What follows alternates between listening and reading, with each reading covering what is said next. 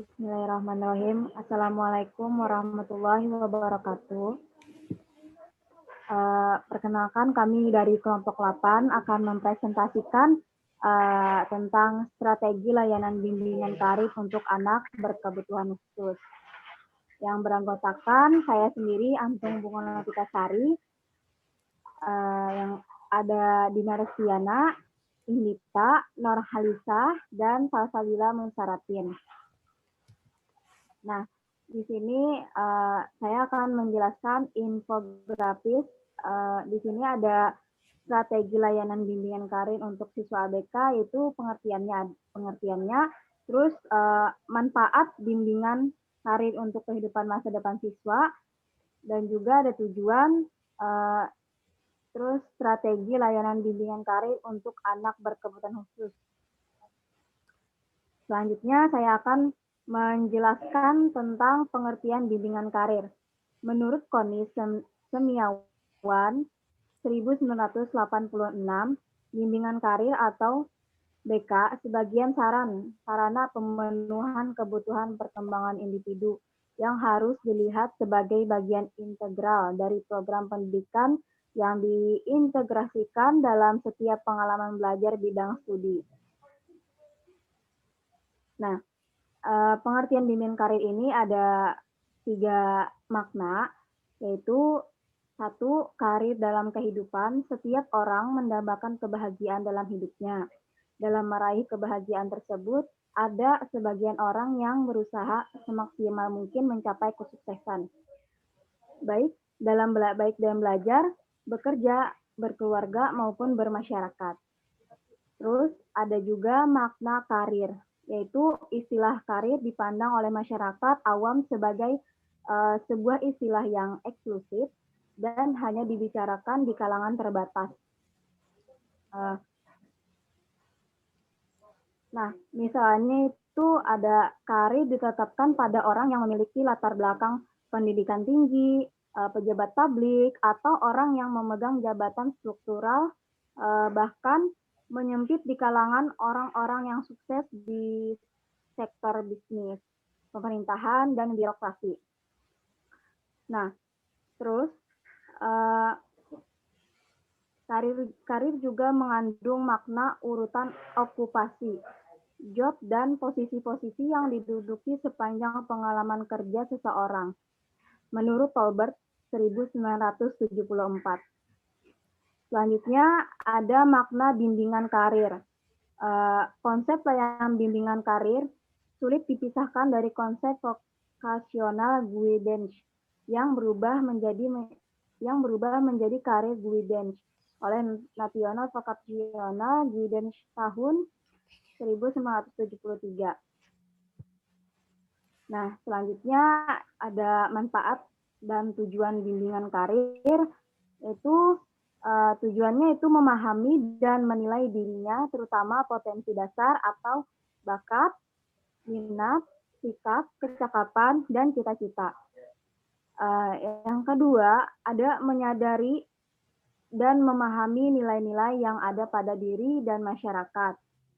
Yang ketiga, mengetahui lingkungan pekerjaan yang berhubungan dengan potensi dirinya. Yang keempat, menemukan dan mengatasi hambatan-hambatan yang disebabkan oleh faktor diri dan lingkungan. Terus yang kelima, merencanakan masa depan. Dan yang keenam, membentuk pola-pola pikir. Dan membentuk pola-pola karir. Nah, itu saja penjelasan dari saya. Selanjutnya akan dijelaskan oleh Norhalisa. Selanjutnya, manfaat. Yang pertama, ada bimbingan karir dapat memberikan nilai-nilai pribadi dan sosial kepada individu. Yang kedua, adanya kebutuhan individu untuk bekerja setelah ia menyelesaikan sekolah. Yang ketiga, dapat dipakai sebagai alat untuk mengetahui potensi dari individu yang bersangkutan. Yang keempat, mengurangi kemungkinan ketidakcocokan dalam pekerjaan. Yang kelima, bimbingan karir lebih menitik beratkan pada perencanaan kehidupan.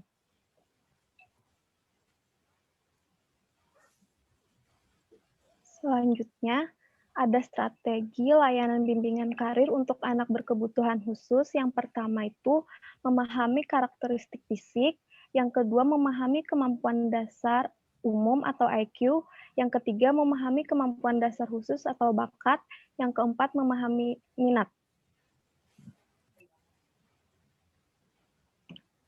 Selanjutnya itu adalah salah satu cara yang harus ada pada seseorang dalam karir ialah sebuah skill atau kemampuan.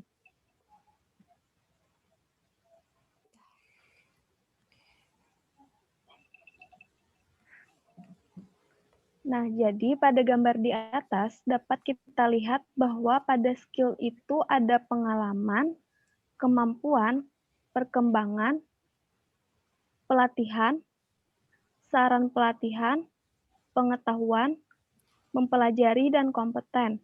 Jadi, pada setiap kecakapan yang dimiliki oleh seseorang, walaupun dalam konteks kesempatan kerja keahlian sering diartikan sebagai suatu kombinasi pengetahuan dan keterampilan tangan seseorang, atau bakat itu sendiri bisa dikategori seperti hobi yang mengantar bakatnya menjadi suatu hal yang luar biasa.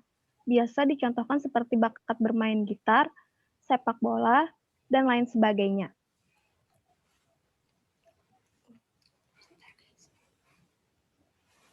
Baik, selanjutnya. Skill itu sendiri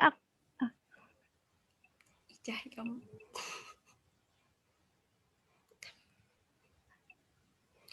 Nah, untuk selanjutnya, untuk melanjutkan dari Ica, skill itu sendiri akan nampak apabila seseorang telah menemukan jati dirinya. Namun, ada juga yang tidak akan mendapatkan skill dari dirinya sendiri apabila dia tidak ada keinginan untuk berubah yang besar dalam hidupnya dari pola hidup yang buruk ke pola hidup yang lebih baik dari sebelumnya.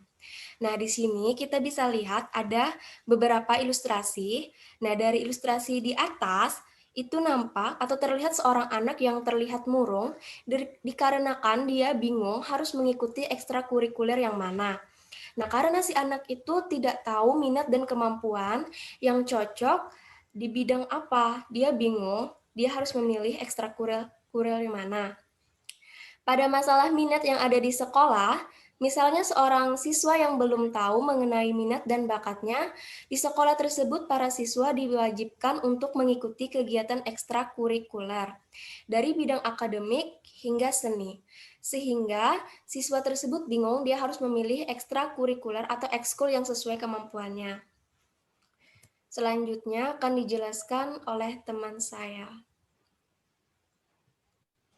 Kemudian, karena siswa diwajibkan ikut, dia memilih salah satu ekskul yang tidak ia kuasai. Siswa memilih ekskul paduan suara. Ia memilih itu karena ia menganggap ekskul terbuat tidak begitu sulit. Akibat dia menjadi terpaksa mengikuti kegiatan tersebut, sehingga hasil yang diperoleh dari kegiatan tersebut tidak cukup baik. Maka sangat diperlukan bimbingan karir dalam kita.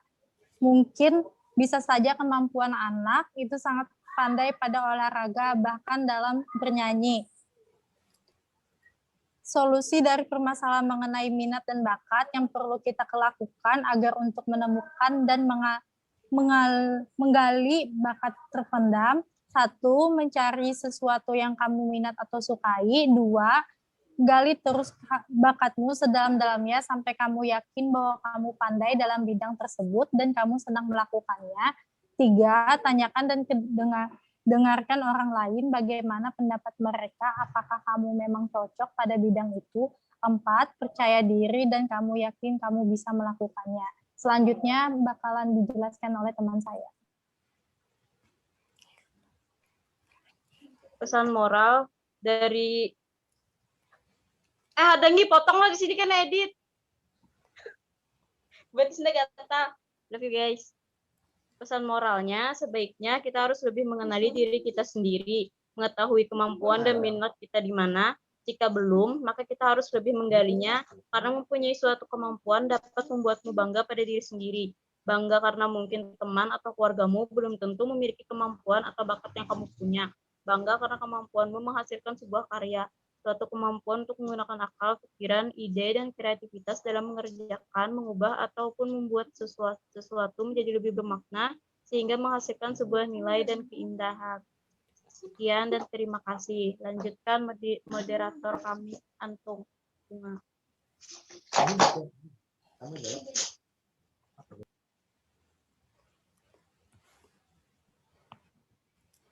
Baik, kiranya itu saja pemaparan dari materi dari kelompok 8.